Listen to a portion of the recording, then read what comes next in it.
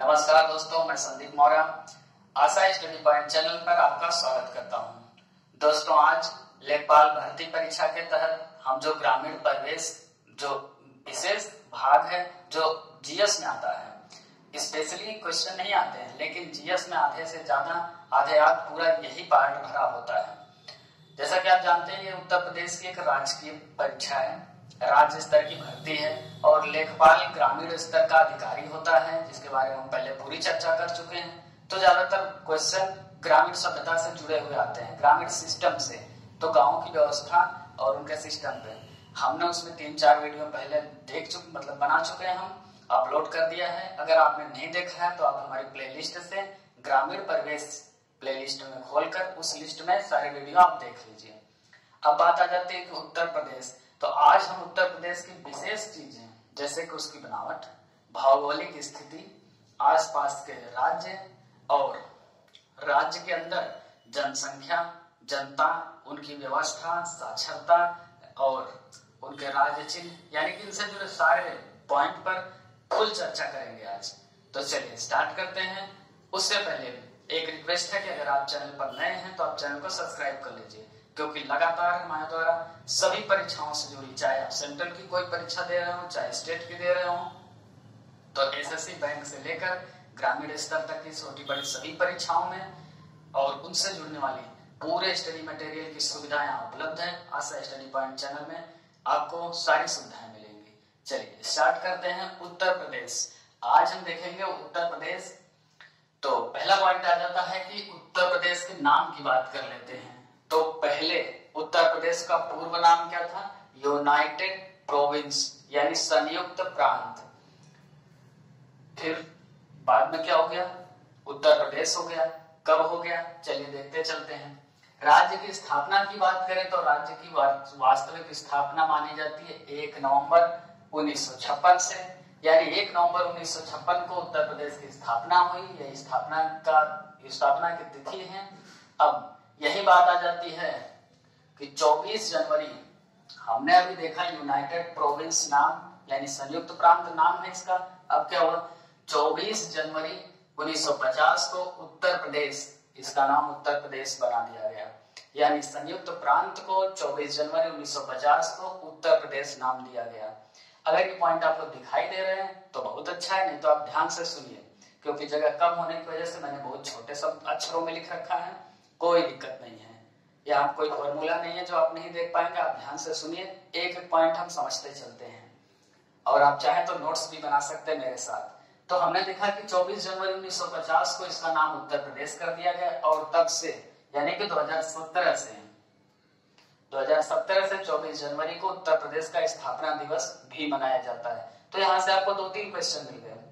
उत्तर प्रदेश का स्थापना दिवस, उत्तर प्रदेश का नाम उत्तर प्रदेश कब हुआ, पूर्व नाम क्या था। नेक्स्ट देखें, सीमावर्ती राज्य और देश। तो हम देखें कि उत्तर प्रदेश से सटे कौन से देश हैं और कौन से राज्य हैं। राज्यों की बात कर लेते हैं तो उत्तराखंड आता है, जो कि आपको मालूम है पहले उत्तर प्रदेश वो उत्तराखंड था नहीं, हम ही थे, यानी कि वो हमारा राज्य उत्तर प्रदेश था, उसका बंटवारा हुआ। क्वेश्चन यहाँ आ जाता है, भूगोल में हमने आपको पढ़ाया था, तो आपका काम है कि आप बताएंगे कि उत्तर प्रदेश से उत्तराखंड कब अलग किया गया और उसी समय 2 और राज्य बनाए गए नए, यानी कि 3 नए राज्य बनाए गए। आप उनके नाम और सन जो आपको पता है वो सब कमेंट में लिख के आंसर देंगे, नहीं पता है हम बताएंगे आपको। चलिए, तो सीमावर्ती राज्य और देश में उत्तराखंड की बात करते हैं। उत्तराखंड उत्तर प्रदेश से ठीक लगा हुआ।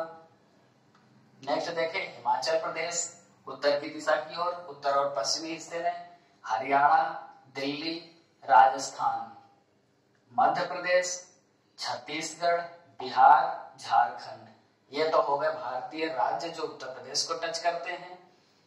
नेपाल एक विदेश यानी कि बाहरी देश है, यानी कि भारत से बाहर एक देश है नेपाल, जिससे उत्तर प्रदेश की सीमा सटी हुई है। तो यहाँ एक देश हो गया, बाकी ये सब राज्य हो गए। अब यहाँ बात आ जाती है तट रेखा की। तो उत्तर प्रदेश के पास कोई तट रेखा नहीं है, अर्थात समुद्र से सटा हुआ कोई क्षेत्र नहीं है। उत्तर प्रदेश के पास कोई समुद्री सीमा नहीं है। इसके लिए भारत एक परिचय नाम से भूगोल में वीडियो मिलेगा आपको भारत भूगोल में, भूगोल की प्लेलिस्ट में। वहां आप देखेंगे कि भारतीय सीमा, भारत के तटवर्ती राज्य, सभी राज्यों के बारे में, किसमें समुद्र सागर है, किसमें भूस्थल है यानी कि जमीन से जुड़ा हुआ है, कौन से राज्य के बगल में कितने राज्य कहाँ कहाँ हैं, टोटल डिटेल्स आपको वहां से मिल जाएगा। आगे देखते हैं, भाषा की बात करें उत्तर प्रदेश की राज्य भाषाओं के लिए तो राजभाषा हिंदी है जो कि भारत की भी भाषा है, लेकिन उत्तर प्रदेश में एक और भाषा है जिसे राजभाषा का दर्जा दिया गया द्वितीयक तौर पर यानी सेकेंडरी लेवल में, तो उर्दू है। तो उत्तर प्रदेश की भाषाओं में हिंदी और उर्दू दोनों भाषाएं आती हैं। आगे देखते हैं उत्तर प्रदेश की राजधानी की बात कर ले हम तो राजधानी लखनऊ है। नेक्स्ट देखें स्थिति, भौगोलिक स्थिति की बात करें तो आपको मालूम है किसी भी क्षेत्र की भौगोलिक स्थिति किस हिसाब से होती है, देशांतर, यहाँ मैं छोटा सा बनाता हूं, आप देखेंगे देशांतर और अक्षांश, यह एक प्लस बना है। अक्षांशों की हम बात करें तो अक्षांश कहां से होते, उत्तर से दक्षिण की तरफ यानी उत्तर दक्षिण में अक्षांश। देशांतरों की बात करें हम तो देशांतर पूर्व पश्चिम में बनते हैं। देशांतरों से क्या होता है, समय ज्ञात किया जाता है, अक्षांशों से मौसम ज्ञात किया जाता है। और लेटीट्यूड लॉन्गिट्यूड इस पॉइंट पर यानी अक्षांश और देशांतर पर बना पूरा वीडियो है जो कि ज्योग्राफी में प्लेलिस्ट में मिल जाएगा, वहां से आप देखें। जो भी समझने में प्रॉब्लम हो आप हमें कमेंट में बताएं या फिर हमारे चैनल की सुबह मॉर्निंग 20 वीडियो में चैनल हमारा नंबर है, व्हाट्सएप नंबर से हमें कांटेक्ट कर सकते हैं। हम बात कर रहे हैं अक्षांश और देशांतरों की। अक्षांश रेखाएं उत्तरी ध्रुव से दक्षिण ध्रुव तक होती हैं, मिलाने वाली नहीं, इनके बीच में यानी कि यहाँ 90, 0, 90, यहाँ से 90, 90 और 1 बीच में, यानी ये टोटल 181 अक्षांश होते हैं। और इनकी जनसंख्या, इनके बारे में टोटल डिटेल वहां मिलेगी, एक बार मैं शॉर्ट में बता देता हूँ। 181 होते हैं, जब आप ध्रुवों को पॉइंट मानते हैं तब 2 घट जाते हैं, 179 हो जाएंगे। चलिए ये हो गया अक्षांश। अब बात कर ले देशांतरों की, तो देशांतर कुछ इस तरह से बने होते हैं जो कि ये पॉइंट बने हुए हैं। पूरब की ओर जाएंगे समय बढ़ेगा, पश्चिम की ओर जाएंगे समय घटेगा। किससे घटाया जाता है, वो लंदन से 0 डिग्री देशांतर से। अब हम बात कर लें उत्तर प्रदेश की, तो उत्तर प्रदेश के मैप के बारे में बात करते हैं। उत्तर प्रदेश में 23 डिग्री उत्तरी अक्षांश से 23 डिग्री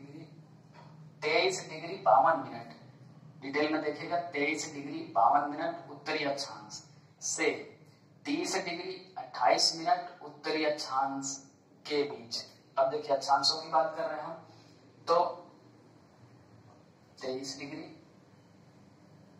0 होता है, ऊपर की ओर बढ़ेंगे 1 2 3 4 करके, यहाँ कहीं 23 मिलेगा और 23 से 30 यहाँ कहीं 30 मिल जाएगा।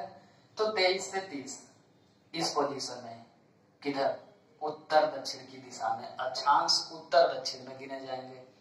देशांतरों की बात करें 73 से 84, देशांतर यहाँ 0, ऐसे 1 2 3 4 इधर, 1 2 3 4 इधर।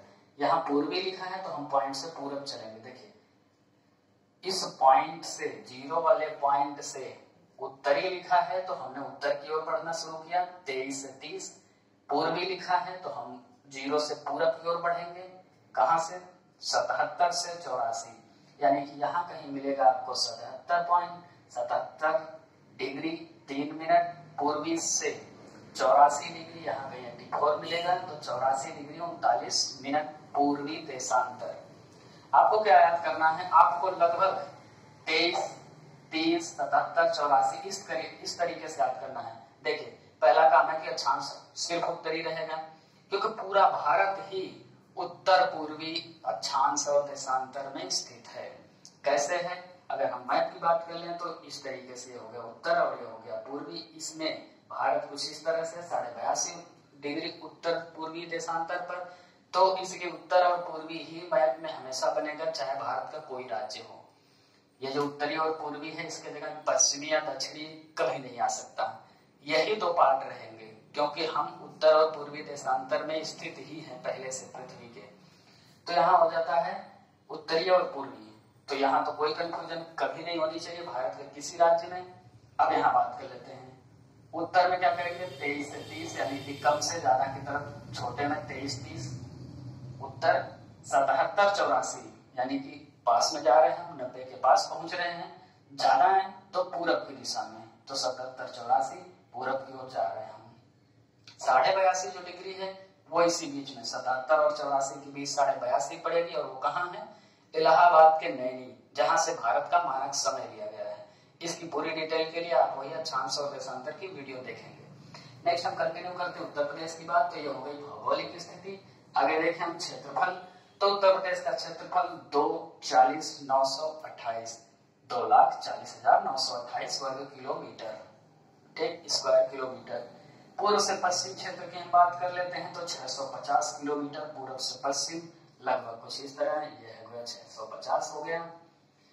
आगे बात कर लेते हैं हम दक्षिण से उत्तर 240, यानी कि इस तरीके से जो पोजीशन बनेगी वो 240 की बनेगी। दक्षिण से उत्तर की 240। अब ये मैप बनाने का क्या सिस्टम है, इसका मतलब ये कुछ इस तरह से बनेगा।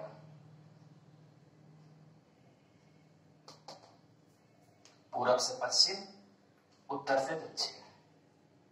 बाकी आप उत्तर प्रदेश का मैप देखेंगे, वहां आपको क्लियर हो जाएगा। तो ये हो गया पूर्व से पश्चिम 650 किलोमीटर, उत्तर से दक्षिण 240 किलोमीटर।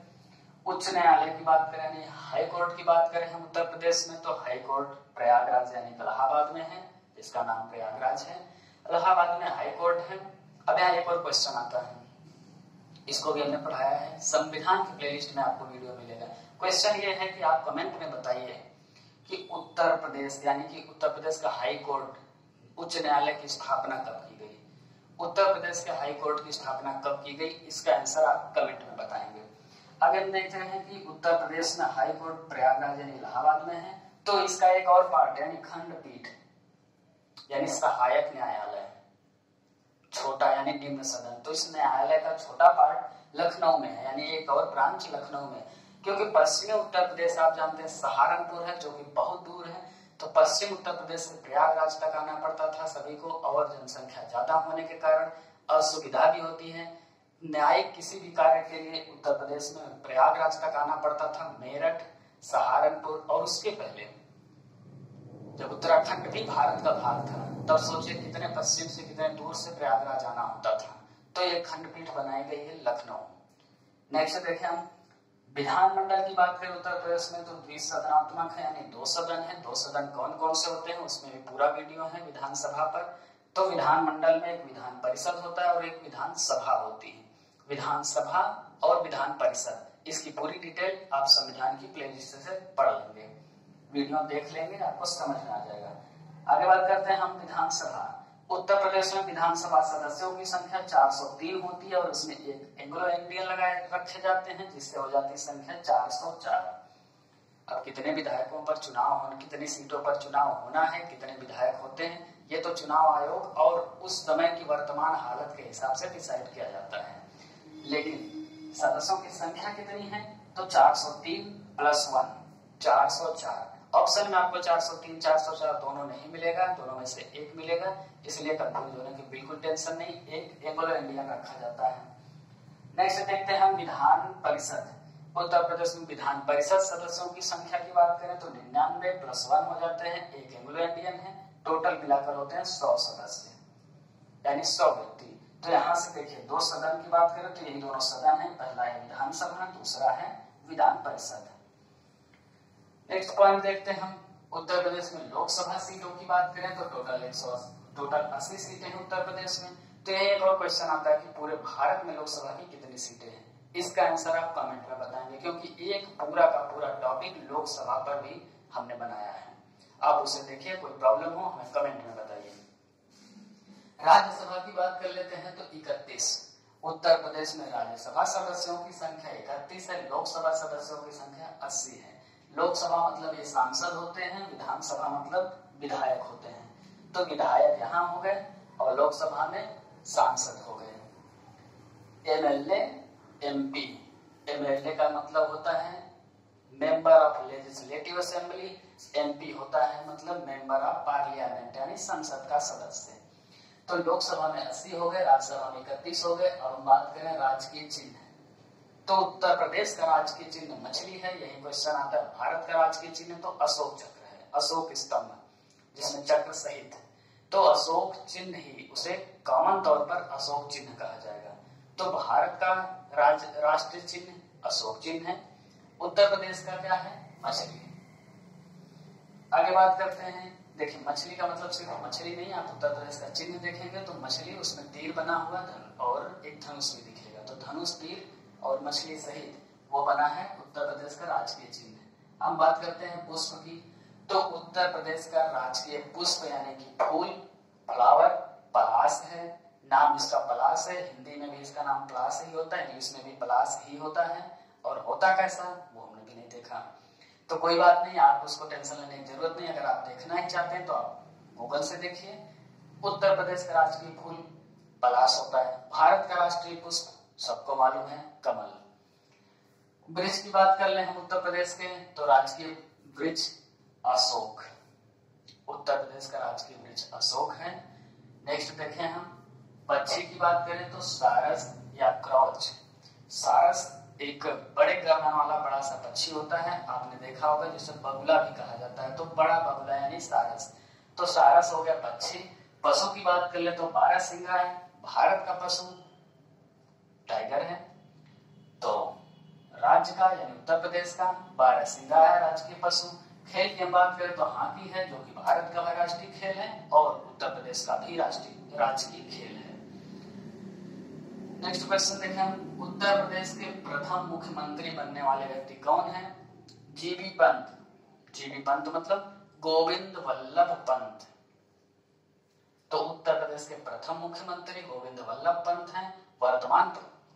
मुख्यमंत्री, प्रथम मुख्यमंत्री गोविंद वल्लभ पंत हैं। वर्तमान मुख्यमंत्री वो आप जब पेपर देने जा रहे होंगे तो आप स्वयं बताएंगे, क्योंकि अपडेट होने की चीज है। वर्तमान में योगी आदित्यनाथ हैं, और जब आप पेपर देने वाले होंगे, कब आप पेपर दे रहे होंगे, कब जरूरत होगी, उस समय आप इसे अपडेट करेंगे। यही एक और बात करते हैं कि प्रथम राज्यपाल। उत्तर प्रदेश में प्रथम राज्यपाल बनने वाले व्यक्ति के तौर पर नाम की बात करें तो सरोजिनी नायडू हैं, एक महिला थी। तो महिला राज्यपाल भी यही है और प्रथम भी यही है। तो प्रथम राज्यपाल सरोजिनी नायडू हैं। वर्तमान राज्यपाल आप समय के हिसाब से अपडेट करके पेपर देंगे। मंडलों की बात करें तो उत्तर प्रदेश में टोटल 18 मंडल हैं और जिले हैं 75, यानी कि 75 जिले हैं।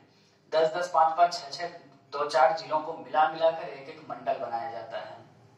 तो टोटल 18 मंडल हैं और 75 यानी कि 75 जिले हैं। आगे बात करते हैं हम जनसंख्या। जो भी जनसंख्या हम आज पढ़ेंगे जनगणना के हिसाब से, वो सभी 2011 की जनगणना होगी, क्योंकि नेक्स्ट जनगणना 2021 की है, जो कि अभी आया नहीं है। ये वीडियो बनाते समय तक मेरे पास अभी आंकड़े 2011 के हैं, तो हम उस पर अध्ययन करते हैं।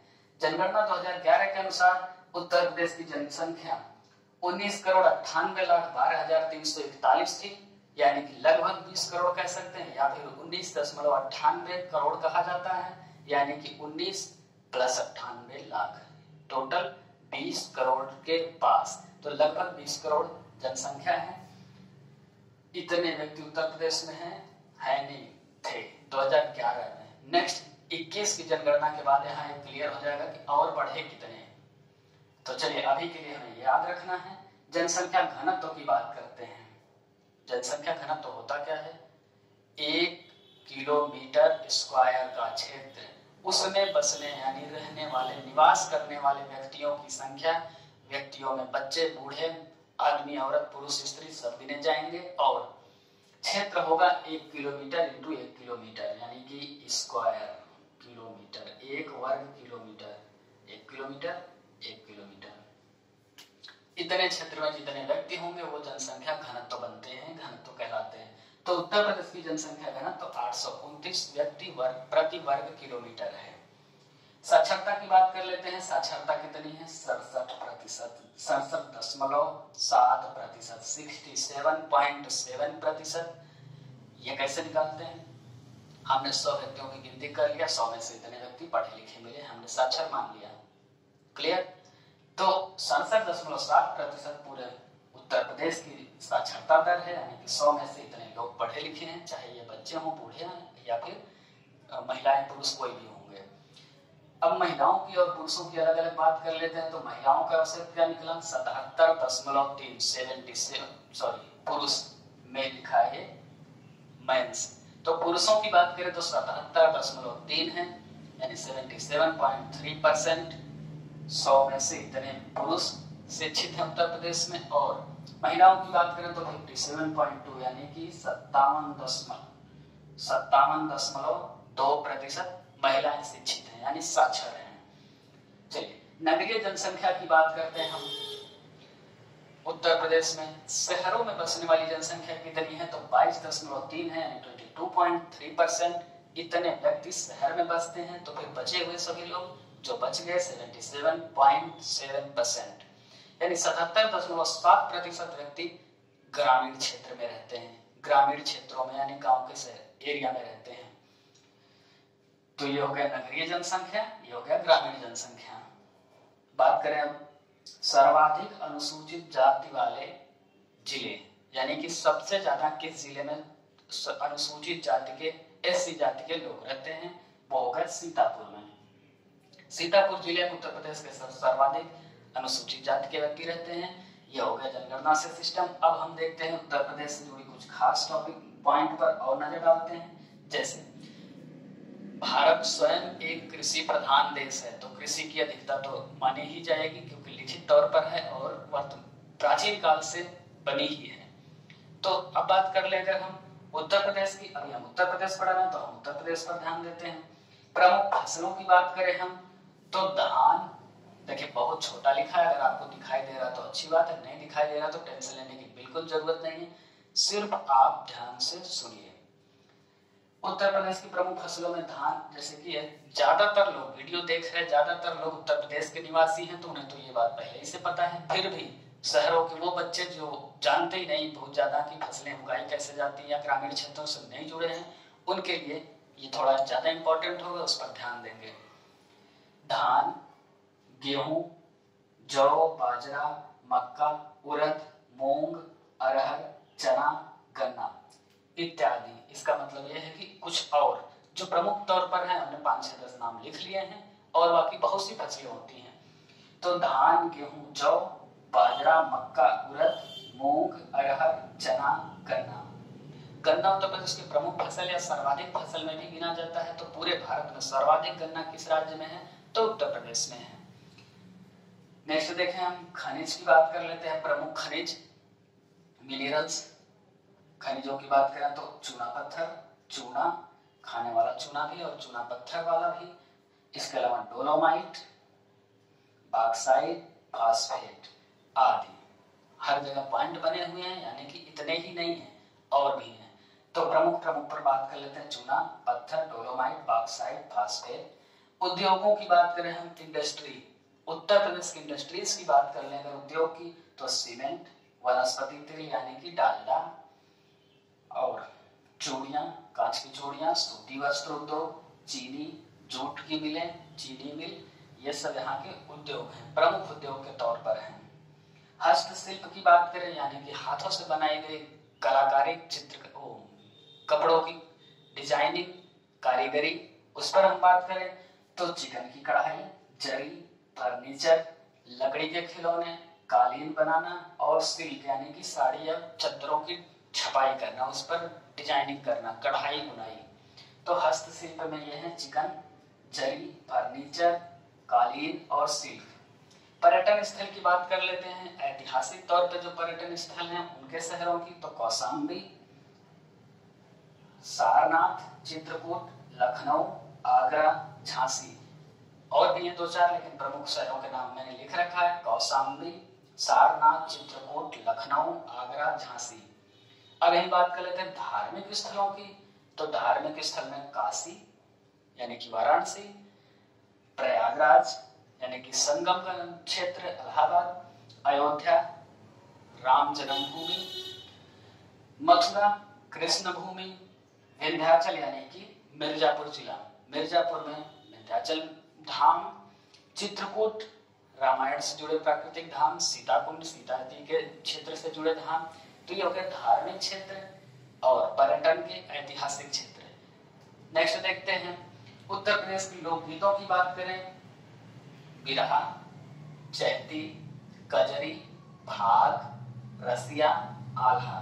कई बार यहाँ भगुआ भी लिखा होता है, भागू भी लिखा होगा, यानी कि होली के मौसम में गाया जाने वाला लोकगीत। कजरी, बिरहा ये सावन में गाया जाने वाला, आल्हा प्रमुख तौर पर एक सभी प्रोग्राम में गाया जाने वाला लोकगीत है। तो ये कुछ प्रमुख लोकगीत हैं उत्तर प्रदेश के। लोक नृत्य की बात कर लें तो चारकूला, कर्मा, पांडव, धोबिया, चारू, ये 4-5 लोक नृत्य हैं जो उत्तर प्रदेश के प्रसिद्ध नृत्य हैं। चारकूला, कर्मा, पांडव, धोबिया, धोबिया, चारू। आगे बात कर लेते हैं हम प्रशासनिक इकाइयों की बात। उत्तर प्रदेश के प्रशासन की व्यवस्था की बात, तो प्रशासनिक इकाइयों में आपको पहले भी बताया गया, संविधान में मैंने कई पार्ट में बताया है। और इसमें भी सबसे छोटी इकाई की बात करें ग्राम स्तर, और बड़ी इकाई की बात करें तो जिला स्तर तक है। उससे ऊपर आप बढ़ेंगे तो मंडल होता है, फिर राज्य होता है और फिर देश होता है। तो प्रशासनिक इकाई में तहसीलें टोटल 350 तहसीलें हैं। उत्तर प्रदेश में कुल 350 तहसील। नगर व नगर समूह की बात कर लेते हैं तो 919 आते हैं, 915 आते हैं। नगर जिले नहीं होते हैं, एक एक जिलों में अलग अलग नगर, यानी एक जितनी नगर पंचायतें हैं वो नगर गिने जाएंगे। नगर समूह क्या हो जाता है, कोई ऐसी नगर पंचायत जिसमें 2-3 नगरों की पंचायतें बनाई जाए, नगर पालिका बनाई जाए, तो वो नगर समूह हो जाएंगे।